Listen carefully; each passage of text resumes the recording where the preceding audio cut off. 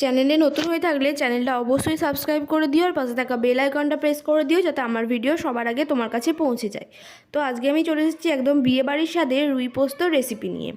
তো চলো দেখে নেওয়া যাক এর জন্য কী কী করতে হবে। এখানে দেখো আমি 5 পিস মাছ নিয়ে নিয়েছি। এটাকে আমি নুন আর হলুদ দিয়ে ম্যারিনেট করে নেব। খুব ভালোভাবে আমাদের ম্যারিনেটটা করে নিতে হবে যাতে নুনটা একদম মাছের ভেতরে প্রবেশ করতে পারে।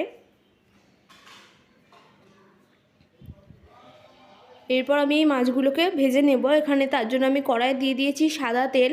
এই সাদা তেলটা একটু গরম হলে আমি তাতে একটু নুন দিয়ে দেবো যাতে মাছগুলো লেগে না যায়।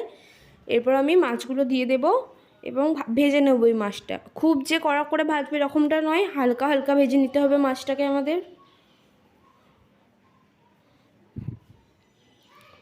এই যে দেখো এইভাবে আমাদের ভেজে নিতে হবে। এতটা ভাজা হলেই আমি এবার মাছগুলোকে তুলে নেব। এরপর কড়াই আমি দিয়ে দিলাম কিছুটা পরিমাণে সর্ষের তেল। সর্ষের তেলে আমি ফোড়ন হিসেবে দিচ্ছি এখানে এলাচটা আমি ভেঙে দিয়ে দিয়েছি। দিলাম দারচিনি, দিলাম লবঙ্গ, দিলাম দুটো পাকা লঙ্কা আর দিলাম একটা তেজপাতা। এটা থেকে একটা সুন্দর গন্ধ আসবে। সুন্দর গন্ধটা মোটামুটি কিছুক্ষণের মধ্যেই চলে আসবে। তো তারপরে আমি এতে দিয়ে দেব পেঁয়াজ, লম্বা লম্বা করে কেটে রাখা পেঁয়াজ। এখানে তোমরা চাইলে পেঁয়াজ বাটাও ইউজ করতে পারো, কোনো অসুবিধা নেই, বা পেঁয়াজ গ্রেট করেও ব্যবহার করতে পারো। এখানে আমি শুধু পেঁয়াজটা কেটেই দিয়েছি।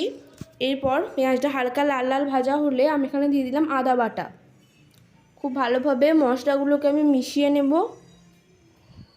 এরপর দিয়ে দিলাম এখানে পোস্ত। এখানে আমি 4 চামচ পোস্ত নিয়েছিলাম, পোস্তটা বেটে নিয়েছি। দেখো এই যে এতটা হয়েছে। এরপর আমি কাঁচা লঙ্কা দিয়ে দিলাম, 4টে কাঁচা লঙ্কা এখানে গোটা দিয়ে দিলাম আমি। খুব ভালোভাবে এরপর এটাকে কষাতে হবে। তারপরে এতে আমি দিয়ে দেবো একটু পরিমাণ মতো নুন। সব উপকরণগুলোকে আমি মিশিয়ে নেব।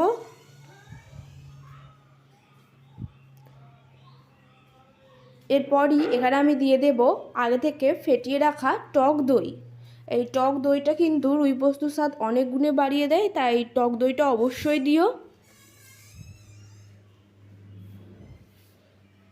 এই যে দেখো আমি একটু জল দিয়ে দিলাম।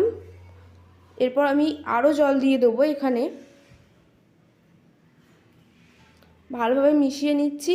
এরপর আমি আরও 1 বাটি জল দিয়ে দিলাম, মোট 1.5 বাটি জল দিলাম আমি এখানে। তোমরা যেরকম গ্রেভি চাও সেরকম দিও জল। এটা একটু ফুটতে শুরু করলে 2 থেকে 3 মিনিট ধরে ফুটতে শুরু করলে তারপর আমি মাছগুলো দিয়ে দেব এবং মাছগুলো দেওয়ার পর আমি আরও 5 মিনিট এটাকে রেখে দেব।